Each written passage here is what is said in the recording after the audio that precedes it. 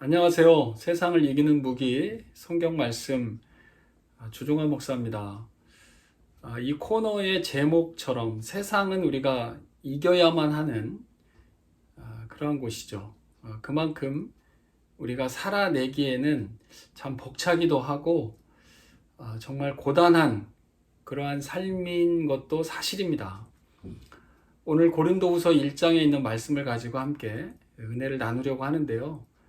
이 땅을 살아가는 그리스도인으로서 감수하고 또 일정 부분 각오하고 또 손해도 보고 그런 삶들을 살 수밖에 없는 환경임에도 불구하고 우리가 하나님의 위로하심과 하나님의 함께하심으로 우리가 넉넉히 이기고 살아낼 수 있는 것, 오늘 고린도후서 1장에 있는 말씀을 통해서 함께 은혜를 한번 나누어 보려고 합니다. 바울이 고린도후서를 썼거든요. 고린도에 있는 성도들에게 써서 보낸 편지가 고린도후서인데요. 1장부터 어떻게 시작하냐면 하나님께서 위로하신다라고 하는 분명한 말씀을 선포하십니다. 위로하시는 하나님이심을 분명하게 말씀하시는 것이죠. 이 땅에 살아갈 때 그리스도인으로서 많은 어려움과 예기치 않은 그런 불편함 가운데 있지만 하나님께서 우리를 위로하신다, 위로해 주신다라고 하는 큰 줄기를 가지고 바울은 고린도후서를 시작하고 있습니다. 바울이 어떤 사람입니까? 사실은 바울은 어렵게 살 이유가 없는 집안도 그렇고요, 배움도 그렇고 그 사회에서도 어느 정도 성공한 사람이었잖아요. 그런데 바울이 예수 그리스도를 제대로 만납니다. 예수님을 만난 이후에 바울의 삶은 완전히 달라지는 그런 모습을 우리는 성경을 통해서 알 수 있죠. 그 바울이 예수 그리스도를 만난 이후에 그의 삶은 어떻게 변했을까요? 바울은요, 고린도 후서 1장 5절에 이렇게 이야기합니다. 그리스도의 고난이 우리에게 넘친 것 같이. 얼마나 고난이 많았으면 본인에게 고난이 넘치고 있다, 이렇게 표현합니다.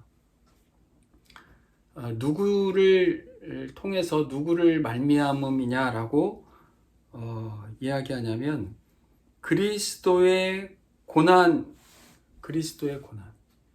그리스도를 따름으로 인해서, 그리스도의 그 복음을 전함으로 인해서, 그리스도를 만남으로 인해서, 쉽게 표현하면 예수 믿기 때문에, 교회 다니기 때문에, 신앙생활 잘해보려고 하다 보니까 닥치는 그 고난이 넘쳐난다, 이렇게 표현하는 거죠.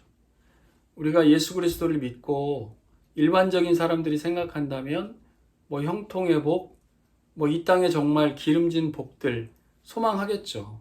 우리가 원하는 것들, 자녀들, 그 손들까지 하나님께서 베풀어 줄 수 있는 모든 실제적인 그런 복들을 구하고 그 번영된 삶, 형통의 삶을 살기 원할 텐데, 바울이 오늘 고린도후서에서 이야기하는 것은 그리스도를 통해서, 그리스도를 믿기 때문에, 또 그리스도를 따르고자 거기에서 파생하는 그 고난이 넘친다, 이렇게 이야기하고 있습니다.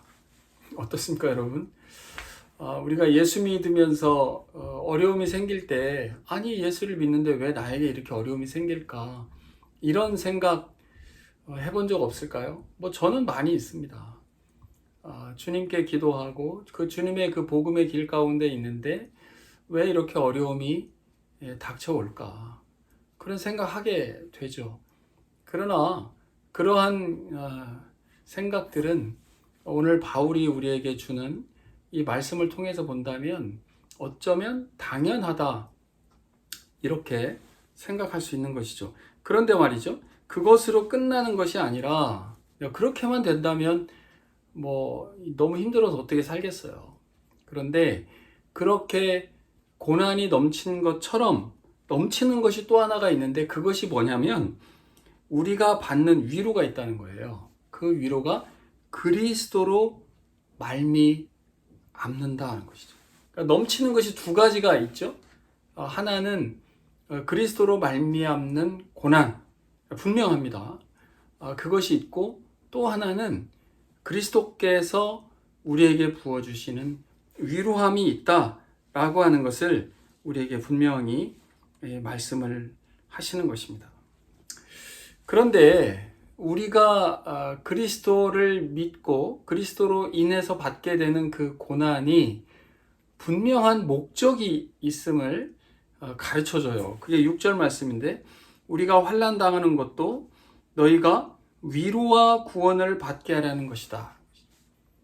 바울과 그의 동역자들이 예수 그리스도를 그 전함으로 인해서 받게 되는 그 고난, 환난, 어려움, 박해, 이러한 것들은요, 그냥 허비되고 버려지는 것이 아니라는 거죠. 그것이 뭐냐? 바로 고린도 사람들에 대한 그 구원이라고 하는 것입니다.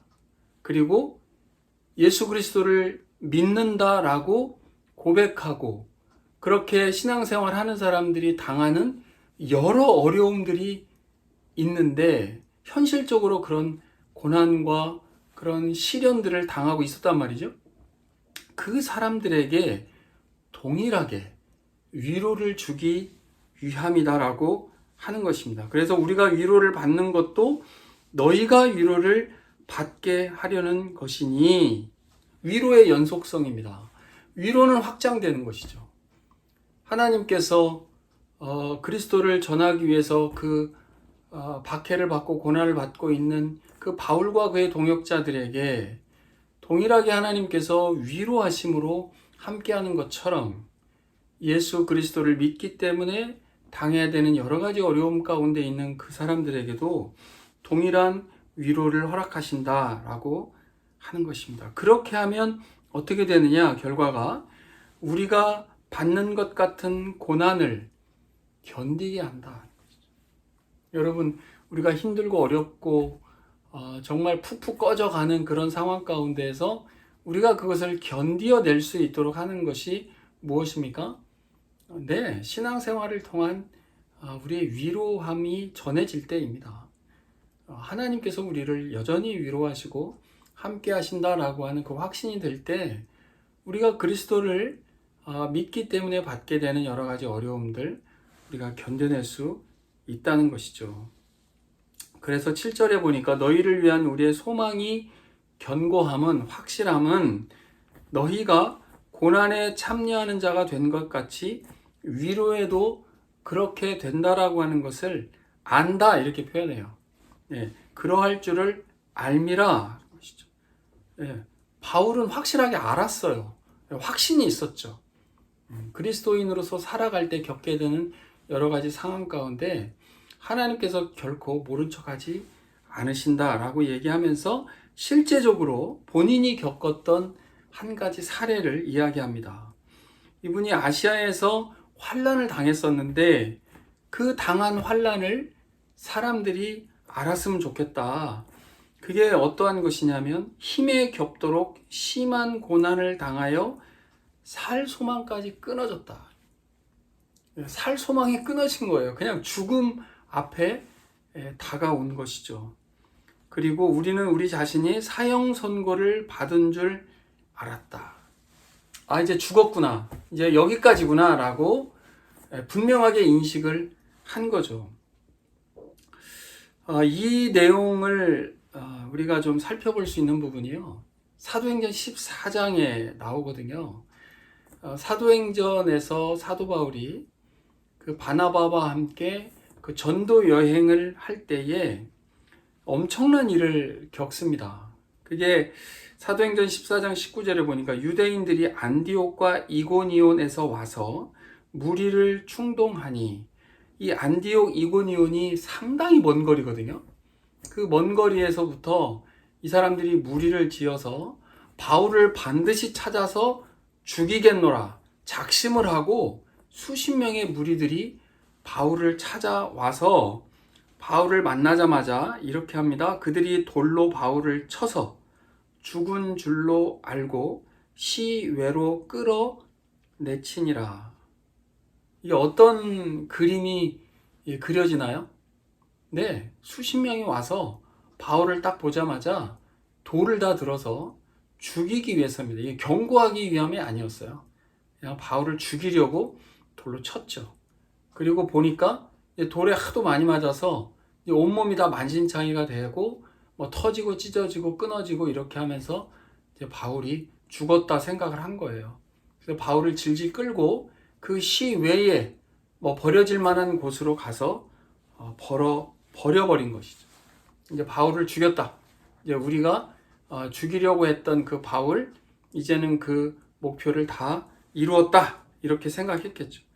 그곳이 어디냐면요, 루스드라라고 하는 곳입니다. 루스드라. 참 아이러니해요. 그 루스드라가 어디냐면 디모데 있잖아요. 바울이 자기의 영적인 아들로 삼았던 그 디모데. 디모데의 고향이거든요. 그 모습을 디모데가 다 보았을 것으로 충분히 우리는 예상할 수 있습니다.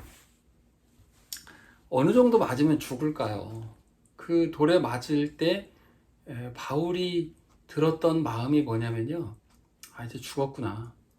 이제 산다는 것은 이제 끝이다. 여기까지 그 주님께 받은 사명을 다 했다라고 생각을 했던 것 같아요. 그런데 20절에 보니까, 사도행전 14장입니다. 20절에 보니까 제자들이 둘러섰을 때에 바울이 일어나. 놀라운 일인 거죠. 바울이 일어났다 이렇게 표현합니다. 하나님께서 그를 살려주신 것이죠. 예수 그리스도께서 부활하신 것처럼 하나님께서 바울을 살려주셨습니다. 이 개인적인 경험, 이 개인적인 이 신적인 체험은 이게 엄청났을 것 같아요. 이미 다 죽은 것으로 본인 스스로도 또 주변에서 보는 사람들도 다, 심지어 죽이려고 애썼던 사람들이 더 이상 돌로 칠 필요가 없을 정도로 이제 확실하게 죽었다라고 인식이 들 정도로 그런 상태에 처해져 있었는데 하나님께서 그를 일으켜 세워 주신 것이죠. 그리고 툴툴 털고 일어나서 바울은 다시 그 성에 들어갑니다. 그리고 복음을 전하는 거예요. 바울은요, 이러한 자기의 어떤 개인적인 경험, 이걸 통해서 확실하게 얻은 것이 있습니다. 그 고백을 9절에, 고린도후서 1장 9절에 말미에서 하는 거예요. 앞서 읽었던 것처럼 우리 자신이 사형 선고를 받은 줄 알았으니 이는이에요. 이제 이게 바울의 그 결단이자 고백인 거죠. 우리로 자기를 의지하지 말고 자기의 계산, 자기의 명예, 자기의 뭐 지식, 자기의 처해진 환경, 자기의 인적인 네트워크, 뭐 자기의 뭐 모든 것, 그런 거 의지하지 말고 오직 죽은 자를 다시 살리시는 하나님만 의지하게 하심이라. 죽은 자를 다시 살리시는 그 부활의 하나님인 거죠. 부활의 하나님. 예수 그리스도를 부활케 하시고 마지막 때에 우리를 부활케 하시는 그 죽은 자를 다시 살리시는 하나님이 본인에게 있었단 말이죠. 지금 본인이 경험한 거예요. 죽었었던 자를 다시 살리시는, 바울은 그런 부활에 대한 그 직접적인 경험을 하고서 그 경험을 지금 이야기하는 것입니다. 얼마나 놀라운지. 그래서 어떠한 환난과 어떠한 고난과 어떠한 어려움이 있더라도 부활의 하나님, 우리를 다시금 부활케 하시는 하나님의 위로가 가장 지고의 위로고 최고의 위로임을 바울은 알았던 것입니다. 여러분, 우리가 부활주의를 지내면서 어떤 은혜를 받으셨습니까? 하나님께서 우리에게 어떠함을 주시고 채워주시고 우리에게 공급해 주신다 확신을 가지셨나요? 우리가 지난 부활이 우리에게 주는 핵심적인 그런 교훈이 우리의 죄 사함 아니겠습니까?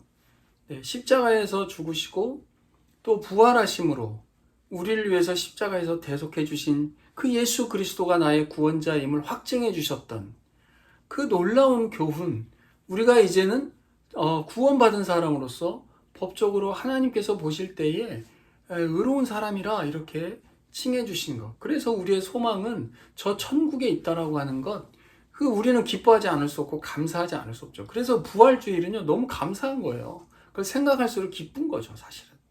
네. 우리가 기뻐함 가운데 살 수 있는 이유가 충분합니다.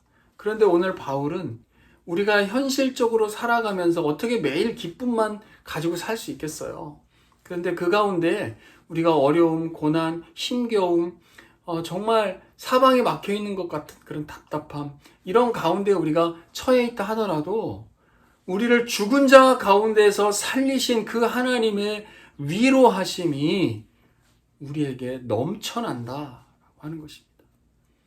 우리가 이 땅을 살아갈 때 어떠한 마음으로 우리가 살아가야 할지 사실은 정말 이 말씀을 통해서 우리는 다시금 알 수 있는 것이죠. 우리 고린도전서 15장이 부활장이라고 했잖아요. 우리 삶이 정말 이제 결국은 우리 삶은 다 이 땅에서의 그 마감을 하게 됩니다. 그렇잖아요. 예, 그것은 하나님께서 정하신 거기 때문에. 그러나 우리 신앙인들이 이 땅에서 살아가면서 결국은 이 삶을 마감하는 그 순간에도 좌절하지 않고 우리가 그 죽음조차도 우리가 담대하게 받아들일 수 있는 이유는 고린도전서 15장 53절 말씀을 제가 읽어볼게요. 이 썩을 것이 반드시 썩지 아니할 것을 입겠고, 우리의 육신은 썩죠. 썩으면 냄새 납니다. 우리가 음식만 썩어도 얼마나 부패하고 그 냄새가 납니까? 그러나 그 썩지 아니할 것을 입겠고 죽을 것이 죽지 아니함을 입는다 하는 것이죠. 우리가 죽음이 가장 두려움이고 죽을까봐 사실은 우리가 눈치도 보고 여러 가지 어떤 삶 가운데 있잖아요. 그러나 우리가 신앙인으로서 살아간다는 것, 이 부활의 확신을 갖고 산다라고 하는 것, 이것은 이 죽음조차도 우리는 극복하고 이길 수 있는 그런 신자로서의 어떤 그 자격, 주님께서 우리를 위해서 부활하심으로 우리의 첫 열매가 되셨고 하나님께서는 우리 신자들을 살려내실 것이다 라고 하는 이것이 가장 큰 위로의 하나님으로서 오늘 우리에게 주시는 교훈이 아닐까 싶습니다. 사랑하는 여러분, 이 땅에 살면서 소소하고 혹은 감당하기 어려운 그런 벅찬 어려움 가운데 있을 수 있습니다. 그러나 정말 바울이 고백한 것처럼 그것이 막 넘쳐나듯이 우리에게 설사온다 하더라도 참 하나님께서는 그에 합당하게 우리에게 위로하심도 같이 주신다. 그래서 이 말씀을 시작하면서 3절에서는 찬송하리로다 라고 먼저 바울은 선언하면서 시작하고요. 4절에 보면 우리의 모든 환난 중에서 우리를 위로하신다. 우리로 하여금 하나님께 받는 위로로서 모든 환난 중에 있는 자들을 능히 위로하게 하신다. 우리 주변에 어려움 가운데 있고 정말 힘겨운 가운데 있고 혼자서 일어서서 서 있기조차 힘들어하는 그런 분들 계실 줄 압니다. 그런 분들에게 우리가 먼저 하나님께 받은 그 위로함을 또 전해줄 수도 있는 그런 우리의 삶이 된다면 좋겠죠. 제가 늘 몇 차례 이렇게 나누지만 거창한 게 아니거든요. 거창한 게 아닙니다. 우리 주변에 우리가 손 한번 잡아주고 또 우리가 차 한잔 대접하고 또 함께 시간을 나누고 그 사람의 대화를 들어주고 그 마음을 우리가 또 위로하는 그런 가운데 그분들에게는 우리가 전해주는 위로가 아니라 하나님께서 주시는 그 귀한 위로를 또 경험할 수도 있으니까요. 우리 사랑하는 귀한 여러분들, 하나님께서 여러분들을 선택하셨고 사랑하셨고 또 구원해 주셨고 또 그리스도를 위해서 살게 하셨고 그 삶 가운데 우리가 닥쳐내는 여러 가지 일들 가운데 하나님의 위로하심이 늘 넘치시기를 주님의 이름으로 축원합니다. 세상을 이기는 무기 성경 말씀 주중화 목사였습니다. 감사합니다.